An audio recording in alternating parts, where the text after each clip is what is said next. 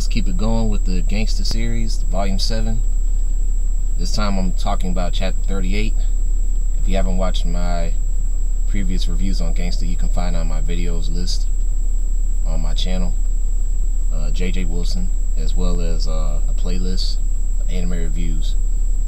So we're going to start off with Chapter 38. Now, we leave off where we last left off with Galahad, saving Marco from getting killed by Colt, one of the destroyers from the third group.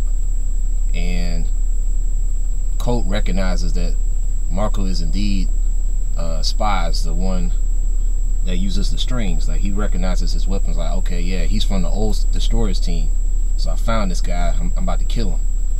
And of course Galahad's there to save Marco and tell him to go. He needs to hurry up and continue on to find the other destroyers.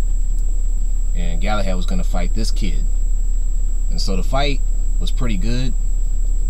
Now, by the end of it, it looked like Galahad got one-shotted by this kid. Like, this dude is really fast. I'm thinking Colt he's pretty much a replacement of the old Destroyers member Mini-Me. If you guys read Gangsta Curse, he had a burn scar over his right eye, I believe. He had kind of like long sandy blonde hair, and he uses knives like Colt, but it's more like a jagged edge type of his weapon. And also he can use oil to burn on fire. So that's kind of like the difference between him and Colt. Colt, he pretty much uses speed, whereas Mini-Me, he's a little bit more tactful about his attacks. But they fight a pretty similar style. So from here, does it look like Galahad lost already by getting cut by Colt? So we have to wait and find out on Chapter 39. Now, moving along, we're at the street called 4th Street, and this is the address for Urinos Corsica, his residence. And two of Daniel Monroe's men eventually find Daniel Monroe. They don't go in the building, but they're kind of hiding from Corsica's men, or his guards or whatever, and they're like by this prostitute alley or whatever, not too far from that. And then they see that, yeah, Daniel Monroe is talking with Corsica, and they can't believe what they're seeing here. But unfortunately,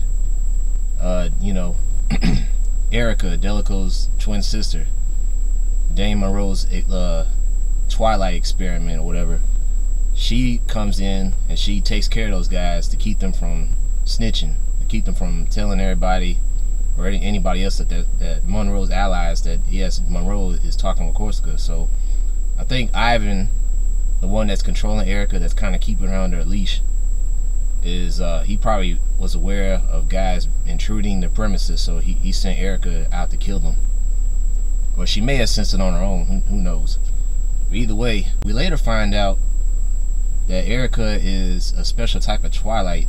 Not necessarily like in terms of overall strength, but like she was trained to kill Twilights. Daniel Monroe pretty much explained that, yeah, we trained a Twilight to kill another Twilight, and they gave her a special title called Instant.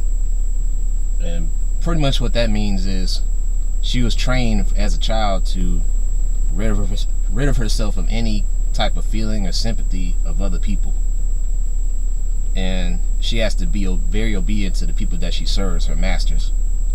And so in this case, she's very obedient to Daniel Monroe, and she's obedient to Ivan. So these are the ones that are controlling Erica and monitoring her every little move and things like that. And it's pretty sad to see how they were treating her. They were giving her all these drugs, and they had tested other children her age when she was younger, but I guess they all got eliminated because I guess it didn't work, and she was the one that passed the test. There may be others like her, it probably is, but in this case they just have Erica, and so they were using her to train herself to kill Twilights. And so Corsica added, like, wow, that's very twisted of you. And indeed it is twisted. And he finds that the government's ways of doing things is really distasteful, as he mentioned. And so this time we go to the gun shop again. We're back at the old gun shop that's already been halfway destroyed. And Connie is laying down and she's dreaming about her family. And her family is asking her what's wrong, what's the matter. And Connie's like, I can't feel my fingers. And then she wakes up out of that dream and she finds herself back at her home, and we see on the panel, we see that she's missing her left arm, but it was wrapped up, it was bandaged. Somebody treated her, and it was Beretta, one of the destroyers, that treated her. And Beretta was happy to see her wake up and everything, and aren't you glad to be back home? And this is where we're gonna kill Marco Adriano. We're gonna get your boyfriend here. It's gonna be a nice family reunion, you know.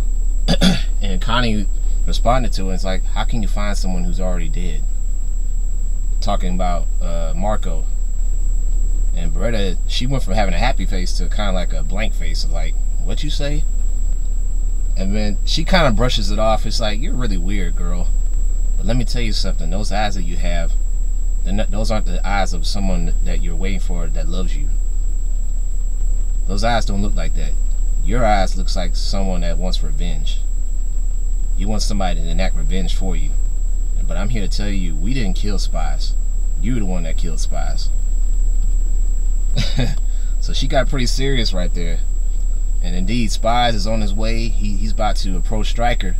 I believe in another part of that gun store, Stryker is waiting for him. He already knows that Spies is coming.